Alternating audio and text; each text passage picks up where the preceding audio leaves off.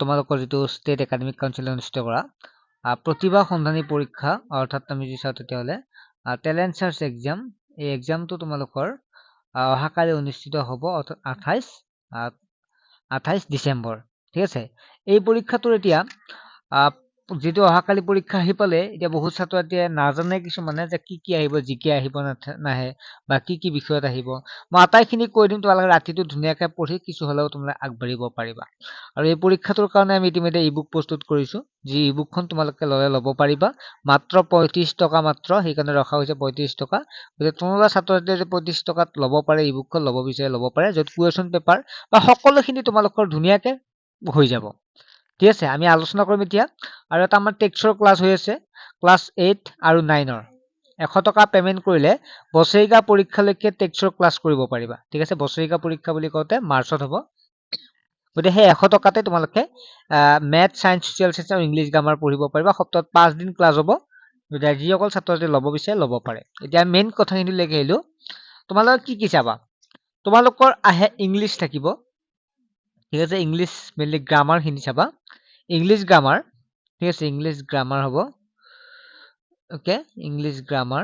তাৰপিছত থাকিব তোমালোকৰ মেথছ থাকিব। ঠিক আছে, মেথছ।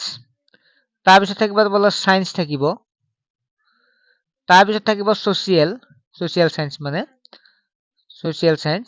আৰু থাকিব তোমালোকৰ জিকে থাকিব, জেনেৰেল নলেজ, যিখিনি বৰ্তমান চলি থকা ওপৰত জেনেৰেল নলেজ বা কাৰেণ্ট এফেয়াৰ্ছ বুলি ক'ব পাৰা, যিখিনি চলি আছে সেই তাৰ ওপৰত আহিব। ঠিক আছে, বা জুবিনদাৰ বিষয়ে আহিব পাৰে। গতিকে জুবিনদাৰ বিষয়ে ইতিমধ্যে আমি ভিডিঅ' দিয়ে দিছো, সেইখিনি চাবা। বা বৰ্তমান যিখিনি হৈ আছে সেইখিনি অলপ চালে হ'ল, ইমান নাহে, বেছি নম্বৰ নাহে, তোমালোকে সেইখিনি ধুনীয়াকে চাবা। এতিয়া তোমালোকে এই গোটাইখিনি চাবা, এতিয়া কি ওপৰত তোমালোকৰ মানে পৰীক্ষাটো যে আহিল, এই পৰীক্ষাটোত তোমালোকৰ কিমান মাৰ্কছ থাকিব টোটেল? জানাই তোমালোকে 100 নম্বৰ থাকিব, আৰু 100ৰ ভিতৰত আৰু ক'ৰ পৰা এই প্ৰশ্নবিলাক থাকিব? 100 মাৰ্কছ থাকিব। ক'ৰ পৰা প্ৰশ্নবিলাক আহিব? তোমালোকৰ বেলেগৰ পৰা প্ৰশ্ন নাহে, তোমালোকৰ টেক্সৰ পৰাই মেইনলি প্ৰশ্ন আহিব। ঠিক আছে, আৰু আমি ই বুকখন টেক্সৰ ওপৰত ভিত্তি কৰি, আগৰ কুৱেশ্যনৰ ওপৰত ভিত্তি কৰি প্ৰস্তুত কৰা গৈছে। যিখন ই বুক তোমালোকে 35 টকাৰ কথা কৈছো, গতিকে টেক্সৰ পৰা আহিব। তোমালোকে মেইনলি তোমালোকে পুৰণি প্ৰশ্নকাকতবিলাক চাবই লাগিব। ঠিক আছে, পুৰণি প্ৰশ্নকাকতবিলাক চাবই লাগিব। আৰু সেয়েহে আমি ভালেখিনি প্ৰশ্নকাকত আমাৰ ই বুকখনত ইনক্লুড কৰা গৈছে, লগতে এনচাৰখিনি। ঠিক আছে, ইয়াৰ উপৰি তোমালোকৰ কি ভাষাত প্ৰশ্ন আহিব সেইটো তোমালোকৰ এটা ইম্পৰ্টেণ্ট। তোমালোকৰ আছামিছত থাকিবই, যিসকল আছামিজ মিডিয়ামৰ। ইংলিছত থাকিব, যিসকল ইংলিছ মিডিয়ামৰ। বেংগলীত থাকিব।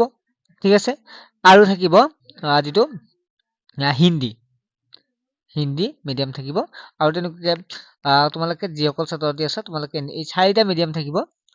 আছামিজ, ইংলিছ থাকিবই, বেংগলী থাকিবই, আৰু হিন্দী তেনেকুৱাকে থাকিব।